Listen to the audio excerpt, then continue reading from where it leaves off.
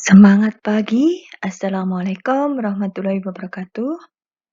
Untuk mata kuliah pendidikan Pancasila, kita lanjutkan dengan materi pertemuan 7, yaitu masih membahas mengenai Pancasila sebagai etika politik.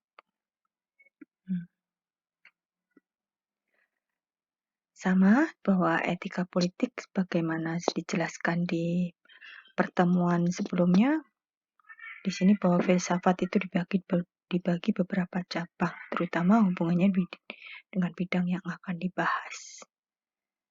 Jikalau dikelompokkan cirinya, bahwa filsafat dibedakan atas filsafat teoritis dan filsafat praktis. Filsafat teoritis membahas tentang makna hakiki segala sesuatu, antara lain manusia, alam, benda, fisik, pengetahuan, bahkan juga tentang hakikat yang transenden. Kemudian bahwa filsafat teoritis itu pada akhirnya sebagai sumber pengembangan hal-hal yang bersifat praktis, termasuk ilmu pengetahuan dan teknologi. Filsafat praktis membahas tentang bagaimana mempertanyakan aspek praktisnya dalam kehidupan manusia, yaitu etika yang mempertanyakan dan membahas tanggung jawab dan kewajiban manusia dalam hubungannya dengan sesama manusia, masyarakat, bangsa, negara, lingkungan alam, serta terhadap Tuhannya. Kemudian, etika sebagaimana yang dibahas dibedakan etika umum dan etika khusus. Etika umum membahas prinsip-prinsip dasar bagi segenap tindakan manusia. Sedangkan etika khusus adalah membahas prinsip-prinsip itu dalam suatu hubungannya dengan kewajiban manusia dalam berbagai lingkup kehidupannya. Di sini, etika khusus itu dibedakan lagi, yaitu etika individual dan etika sosial.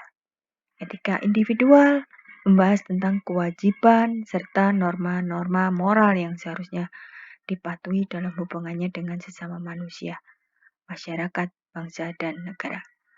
Etika sosial memuat banyak etika yang khusus mengenai wilayah-wilayah kehidupan manusia tertentu. Misalnya etika keluarga, etika profesi, dan lain-lain. Berdasarkan suatu kenyataan bahwa masyarakat, bangsa maupun negara bisa berkembang ke arah keadaan yang tidak baik dalam arti moral. Seperti apa? Misalnya, negara yang dikuasai oleh penguasa yang rezim yang otoriter, yang memaksakan kehendak kepada manusia tanpa memperhitungkan dan mendasarkan pada hak-hak dasar kemanusiaan.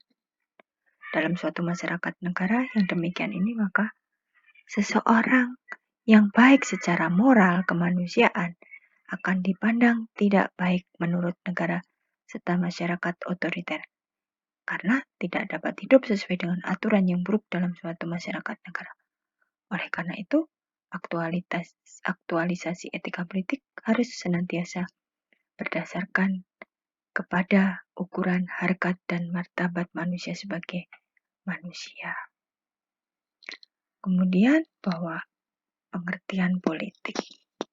Sebelumnya dibahas bahwa etika politik termasuk dalam lingkup etika sosial yang secara harafiah berkaitan dengan bidang kehidupan politik. Oleh karena itu, dalam hubungan ini perlu dijelaskan terlebih dahulu lingkup pengertian politik sebagai objek material kajian bidang ini agar dapat diketahui lingkup pembahasannya secara jelas. Pengertian politik berasal dari kosakata politics yang memiliki makna bermacam-macam kegiatan dalam suatu sistem politik atau negara yang menyangkut proses penentuan tujuan-tujuan dari sistem itu dan diikuti dengan pelaksanaan tujuan-tujuan itu. Pengambilan keputusan mengenai apakah yang menjadi tujuan dari sistem politik itu menyangkut seleksi antara beberapa alternatif dan penyusunan skala prioritas dari tujuan-tujuan yang telah dipilih itu.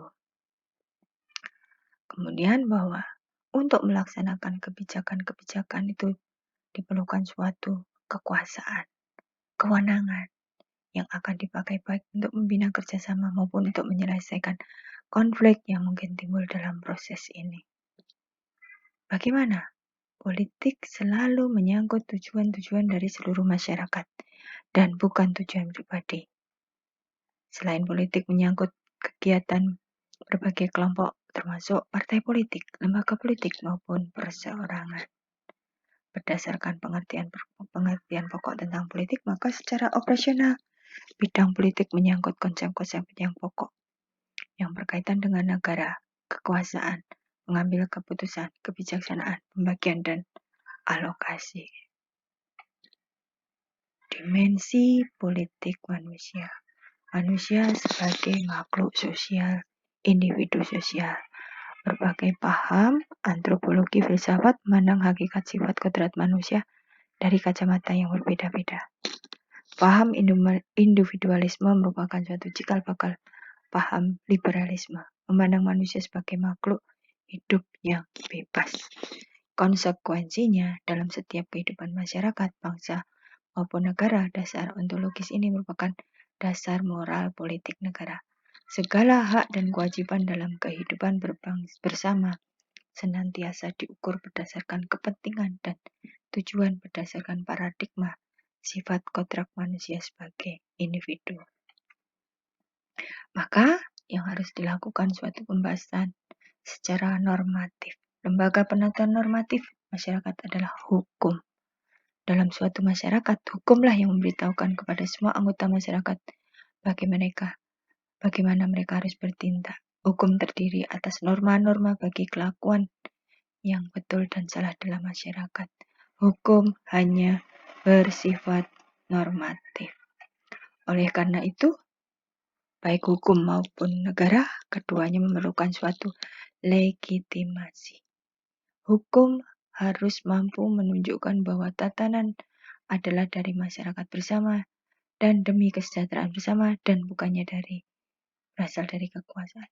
Demikian pula negara memiliki kekuasaan harus berdasarkan pada tatanan normatif sebagai suatu kehendak bersama semua warganya, sehingga dengan demikian negara pada hakikatnya mendapatkan legitimasi dari masyarakat yang menentukan tatanan hukum tersebut.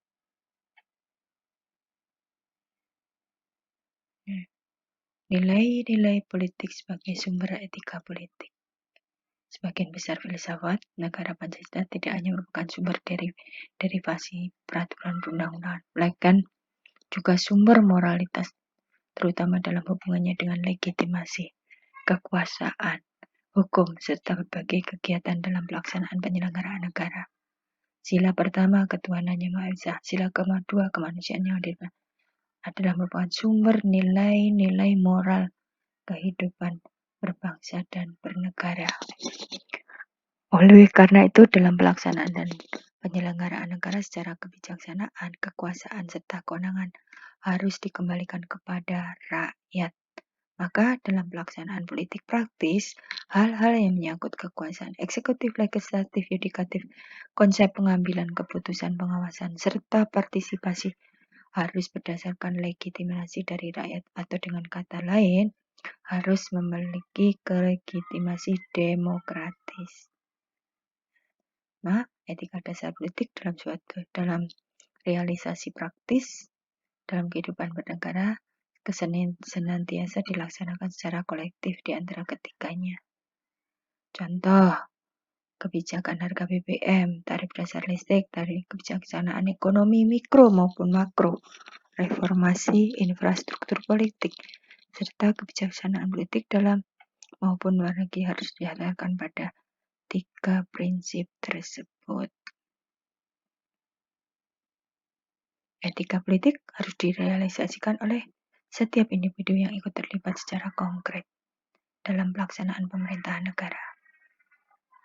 Para pejabat eksekutif, anggota legislatif maupun yudikatif, para pejabat negara, anggota DPR maupun MPR, aparatur pelaksana penegak hukum harus menyadari bahwa selain legitimasi hukum dan legitimasi demokratis juga harus berdasarkan pada legitimasi moral.